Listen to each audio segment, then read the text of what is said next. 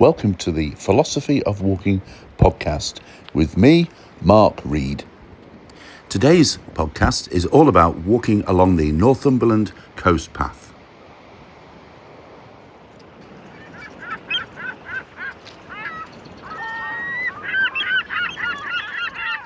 So here we are, coming to the end of the Northumberland coast path. We've been walking for 65 miles over 5 days from Berwick upon Tweed to Amble, and we are currently on the most magnificent sweeping stretch of golden sands between Alnmouth and Warkworth. It is just stunning. So I'm here with Alison as we're walking the Northumberland coast path as a group, and it's just some thoughts really towards the end of the walk of what multi-day walking is all about. So Alison, how are you feeling as we're coming towards the end of our walk? I'm feeling quite sad really. I kind of want to finish, but I don't want to finish. I've thoroughly enjoyed the whole experience of walking day after day. It's just that feeling of you get up each morning, you set off, and you know that you're going to have a lovely day, and the experiences you have, you can spend some time walking on your own, or you can chat to your colleagues. It's just a lovely experience, and then at the end of the day you get to have a nice meal and you go to bed tired, but nicely tired from the exertion and all the experience you've had, and then you can get up the next day and do the same again. Lovely. So it's quite relaxing, isn't it? Because when you get up, there's no question about what we're doing. Yeah. We're going to walk for 10, 15 miles along beaches, so it's quite relaxing, that, isn't it? It is. It's very relaxing. Although it's physical, it's just a pleasant thing to do. And what have been the highlights for you of this walk down the coastline? Well, there's been highlights on each day. They've all been a little bit different, although it's a coastal walk. But obviously the best highlight was walking across to Holy Island on the Pilgrim's Way. That was absolutely amazing. What did you enjoy about that most? Because it was cold, wasn't it? And we were barefoot. But what did you enjoy about it? Well, two things. I do love the water. I'm a swimmer, but it was just nice to paddle across the bay. But also just to know, be part of history really, to know that people have crossed that in that way so many years ago. Yeah, and the history here is quite palpable, isn't it? We've got St Cuthbert and St Aidan, the kings of Northumbria, and all the fishing villages. What's the standout history for you of this walk? I'm a fan of castles, so it's been nice to see all the castles and learn about the history around those. I'm also interested, like you say, in the fishing. Obviously that's declined now, but to know the history behind the fishing in this area. Because it was a lot of herrings here, weren't it? And it's famous for its kippers. Yes. And well, I've had kippers every morning. Yes, and I've had them several mornings. It's really special to have local produce. Very nice. It is, yeah, it's really good.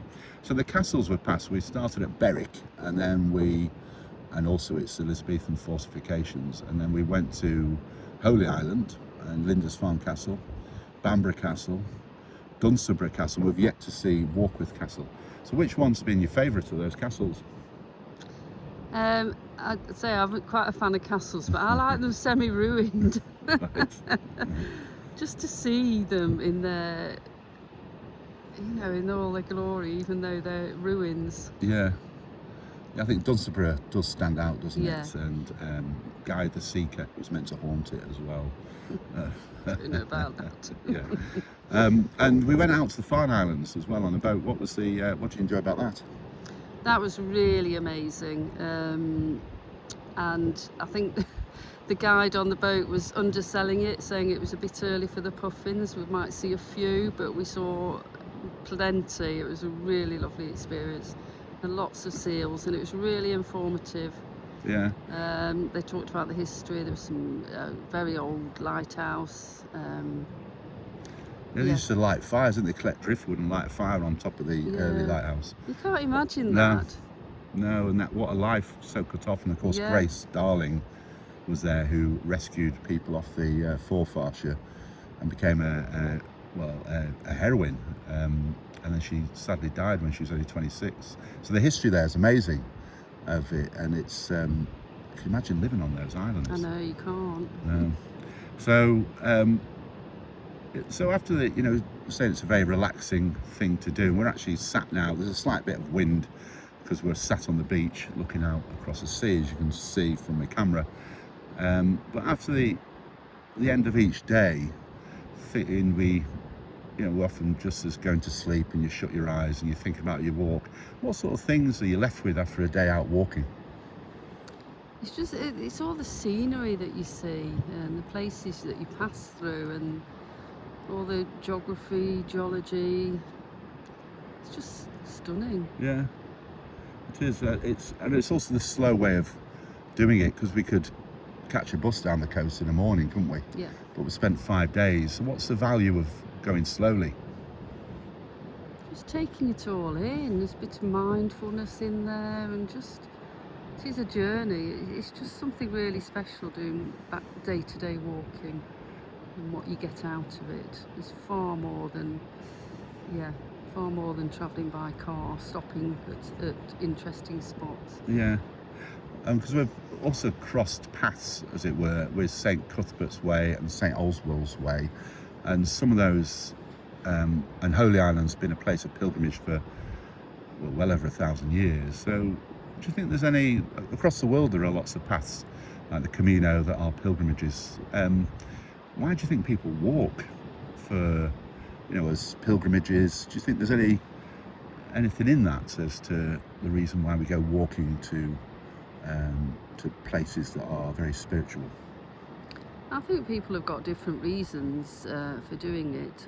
Certainly when I've been travelling elsewhere and come across people that are doing these pilgrimages, some of them are doing it for historical reasons, for religious reasons. So just lots of different reasons. Well, I always find that you have time to think. Yeah. So when you're walking slowly, as you said before, you can walk with people or then walk on your own, and it's that slow movement of motion that just helps your brain think things through, and also as well start to think about what's important. But on a walk, it's generally food and where you're going to be sleeping. Our next stop. Yeah. So there is something very nice, isn't there, and relaxing about it, and you can understand why people do walk as a spiritual pilgrimage on there. Yeah.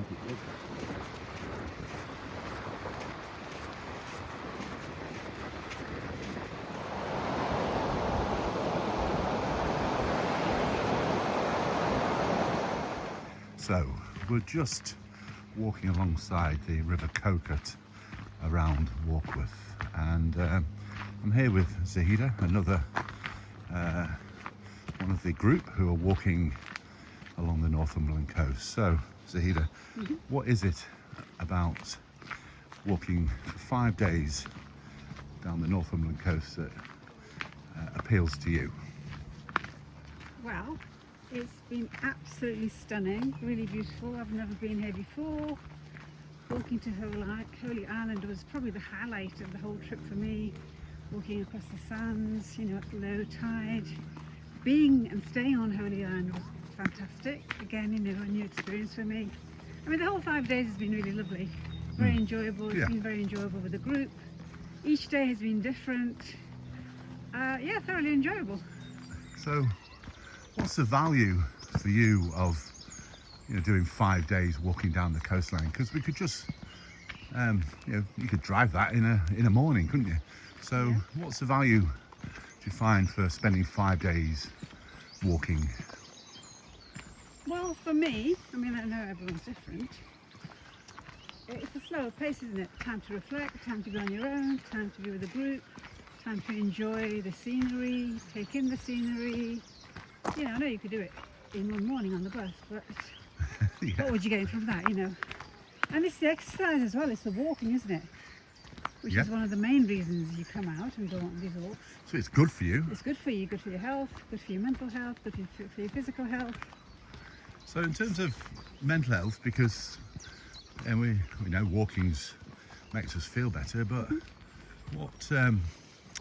how does it make you feel better in terms of going for a walk? Well, I find it more relaxing. I find it very relaxing. Yeah. And, you know, so I can be, you know, in a group. I can walk at certain sections, walk by myself. I can be by myself, but then I can join the group as well and be sociable and chat with the group. We're going to go up here this way. And We're going up the hill. so, yeah, I mean, mental health and physical health are interconnected, aren't they? So, Yeah. you know, a good mental health, you know, means good physical health as well, doesn't it? And vice versa. Yeah. So it's just time to think, isn't Time it? to And think, yeah. relax. Excellent. So we're just coming up to Warkworth Castle now. There's a lot of history here, isn't there? Yeah. Loads. So what's the benefit for you of joining a group walking as opposed to on your own?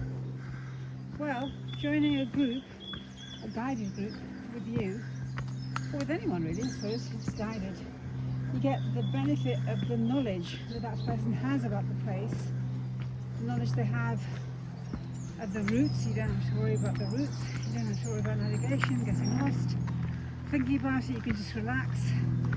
You know, each day is relaxing, and all you need to think about is you're walking, you know, Yeah. and having your food ready, which is great. Very important, You the don't have food. to- yeah, very important, food and water. You don't have to worry about anything else. So I think it's a double whammy, you know, for me.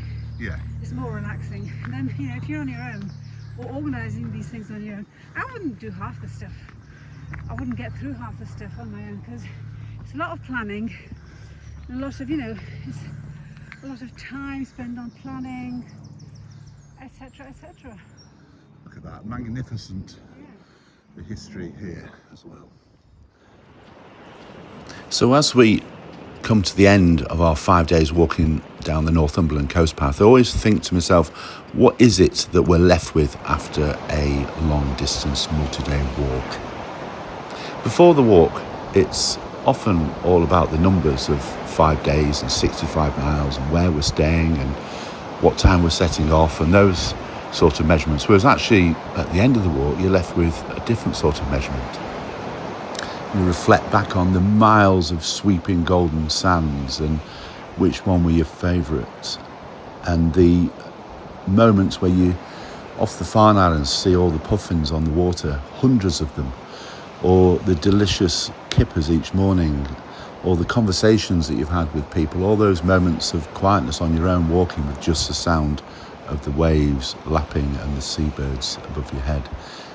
And it's those sort of memories that you take with you, and then you realise actually it's those that make Northumberland just so special.